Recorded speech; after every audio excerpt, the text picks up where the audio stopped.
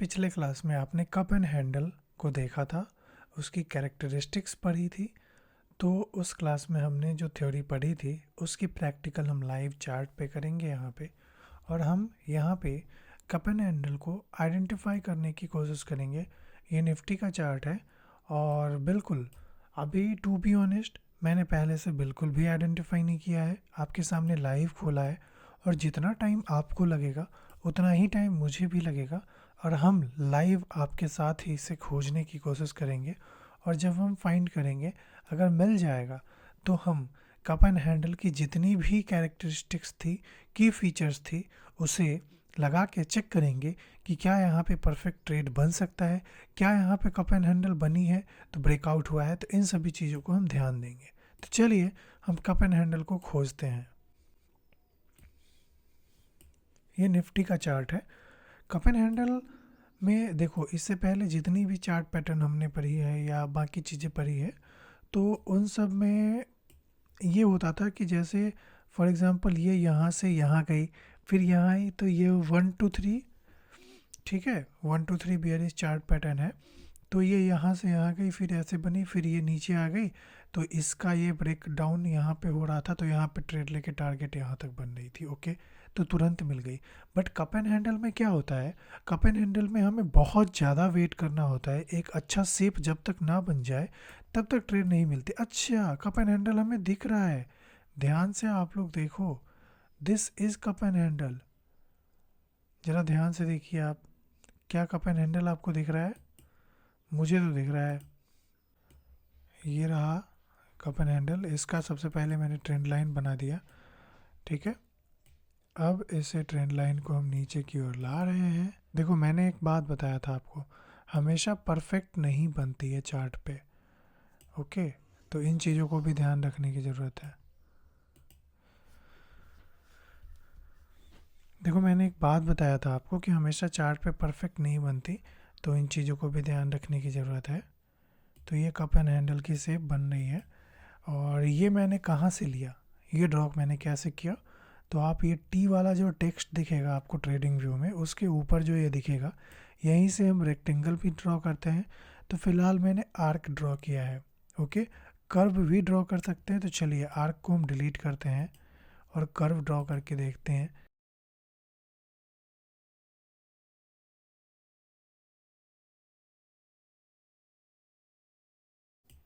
यहाँ तक ड्रॉ कर दिया, अब इसे नीचे खींचते हैं। तो this one is perfect for us, curve ज़्यादा अच्छा है। सबसे पहले हम कहाँ जाते हैं, टेक्स्ट वाले के ऊपर। ट्रेडिंग व्यू में लेफ़्ट साइड जो टूल्स होती है, टेक्स्ट के ऊपर जाएंगे हम, फिर हमें दिखेगा नीचे कर्व। ओके, ये कर्व पे क्लिक करेंगे और फिर यहाँ से हम ड्रॉ कर देंगे। ठीक है, कर्व हमारा हो गया। अब ये कप शेप हो चुकी है। अब यहाँ पे हैंडल बन रही है, ज़रा ध्यान से देखो आप। यहाँ से हम ट्रेंड लाइन ले लेंगे,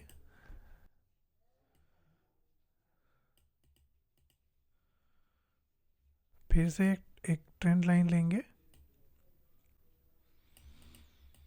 यहाँ पे कप एंड हैंडल बन गई ना, ध्यान से देखो आप। अब फिर से ट्रेंड लाइन लेंगे, कप के ऊपर नेक बनाएंगे।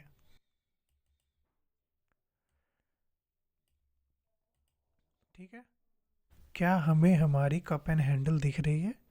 ऑब्वियस सी बात है कि हमें कप एंड हैंडल दिख रही है। अच्छा, अब इसके कैरेक्टरिस्टिक्स आप याद करो, मैंने क्या बोला था, पहला क्या होना चाहिए। अच्छा, अब इसकी आप कैरेक्टरिस्टिक्स याद करो और मुझे बताओ कि मैंने आपको कहाँ पे फर्स्ट एंट्री बताई थी। फर्स्ट एंट्री कहाँ पे है? फर्स्ट एंट्री ट्रेंड लाइन के ब्रेकआउट पे आप ले सकते हो। फर्स्ट एंट्री हैंडल ब्रेकआउट पे बन सकता है।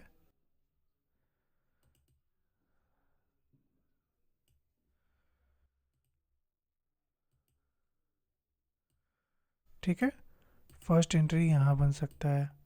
सेकेंड एंट्री कहाँ बन सकता है? सेकेंड एंट्री यहाँ बन सकता है।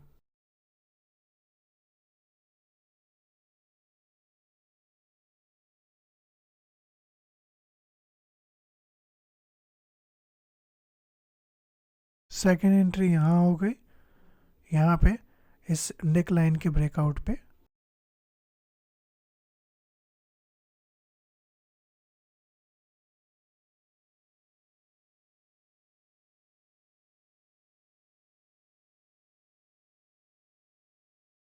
यही ट्रेंड लाइन है जिसे हम रेजिस्टेंस भी कहते थे।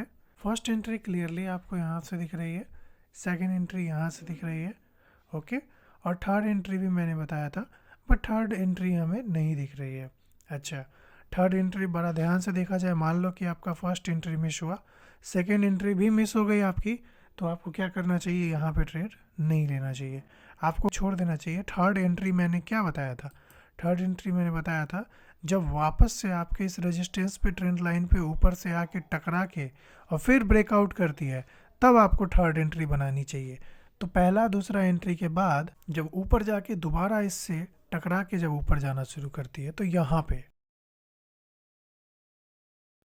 और जब आप थर्ड एंट्री यहाँ पे करोगे तो आपको इतनी लंबी यहाँ पे टारगेट मिल सकती थी, ओके। तो हमारा फर्स्ट एंट्री का स्टॉप लॉस यहाँ पे होगा।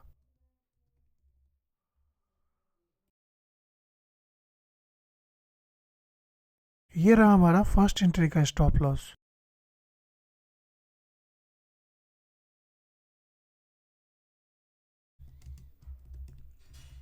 और ये होगा हमारा थर्ड एंट्री का स्टॉप लॉस।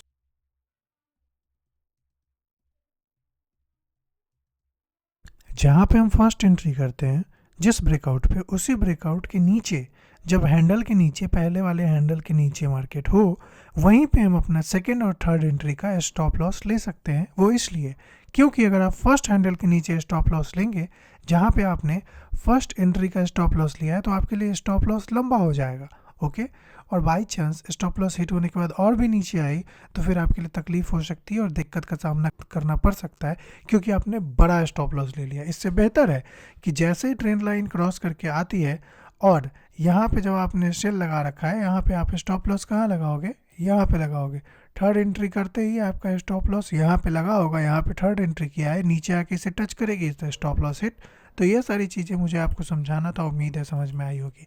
ऐसे ही आपको लाइव चार्ट खोलना है, उसमें खोजना है, ठीक है। आज की क्लास भले ही छोटी सी थी, बट मुझे ये चाहिए था कि मैंने जो थ्योरी पढ़ाया उसे प्रैक्टिकल करके लाइव चार्ट में दिखाऊं।